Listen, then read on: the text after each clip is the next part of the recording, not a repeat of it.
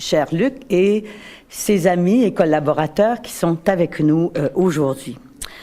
De fait, depuis maintenant plus de 30 ans, Luc Plamondon a réussi à toucher les Québécoises et les Québécois de toutes les générations. On pense évidemment à Starmania. C'est une œuvre phare. On l'a dit, redit, et on pourra le redire encore sûrement longtemps.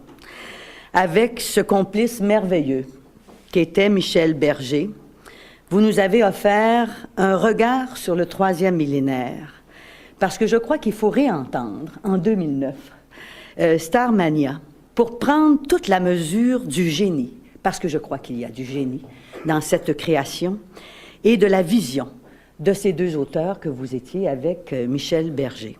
Et pour avoir eu le plaisir d'entendre à Québec cet opéra, Starmania, à l'occasion du 400e anniversaire de la ville de Québec, je dois vous dire que ça m'a non seulement profondément ému, mais c'est aussi de voir comment cette œuvre-là, qui a pu être présentée sur presque toutes les scènes du monde de la francophonie, à tout le moins, dans une version très rock, très moderne, très jeune, se retrouver dans un art qui est habituellement...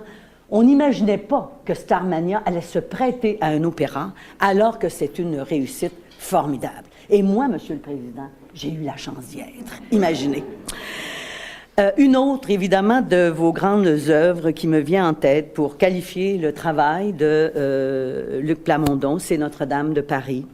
Et celle-ci, elle nous a accompagnés dans notre passage du millénaire. Dans la superbe chanson « Le temps des cathédrales », on y rend hommage à ces hommes qui ont voulu monter vers les étoiles, écrire son histoire dans le verre et dans la pierre. Luc Plamondon l'a fait aussi.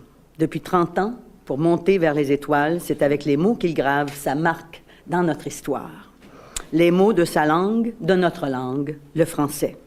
Une langue que vous avez bien servie, en lui offrant certains de ses plus puissants textes, et qui seront chantés, j'en suis certaine, encore pour longtemps. Et pour nous, Québécois et Québécoises, c'est un peu de nous que vous avez transporté à travers le monde de la francophonie, par vos créations, par vos œuvres. Nous parlons aujourd'hui de Starmania, puisqu'il y a 30 ans, cette œuvre était créée, mais nous pourrions parler de toutes les autres auxquelles vous avez contribué et qui resteront longtemps une façon de dire au monde que nous existons comme francophones d'Amérique et que nous sommes particulièrement fiers de continuer à parler cette belle langue qui est la nôtre. Merci beaucoup, Luc Plamondon.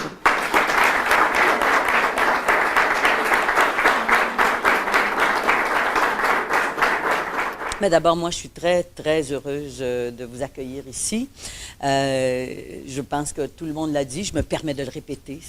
Ça reste une création absolument géniale que Starmania et ce qui a suivi aussi.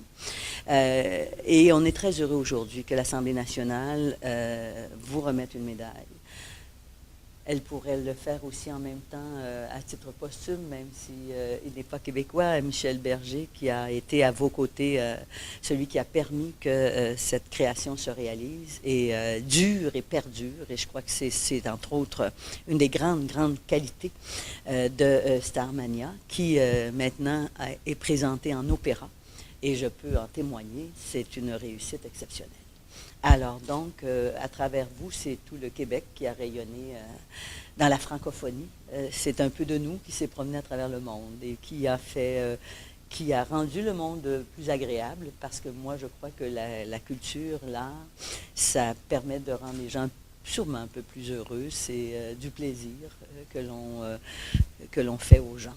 Alors voilà, aujourd'hui, donc, c'est à vous, puis à toute votre équipe, bien sûr, qu'on dit merci en vous remettant cette médaille de l'Assemblée nationale. Je suis très, très fier de recevoir la médaille de l'Assemblée nationale du Québec. Le Québec, c'est mon pays et j'y reviens tout le temps.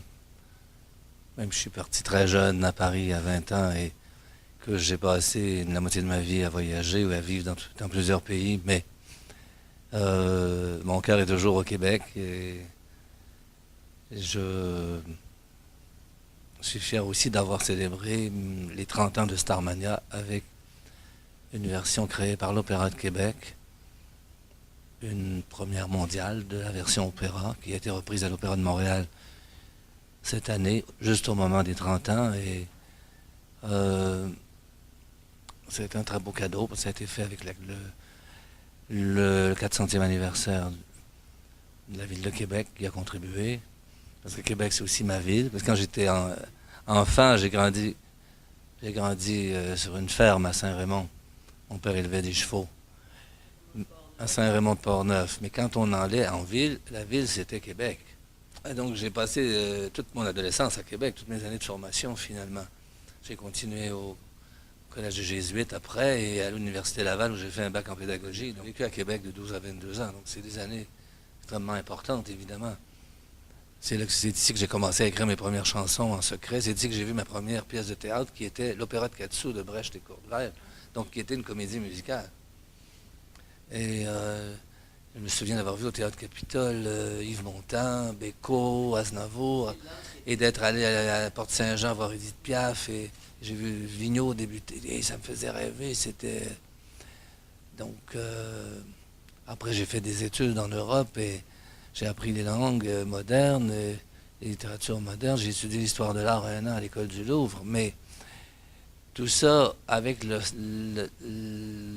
rêve un jour d'être un parolier, mais ça n'existait pas au Québec, un parolier qui gagne sa vie. Non. Donc il a fallu que je l'invente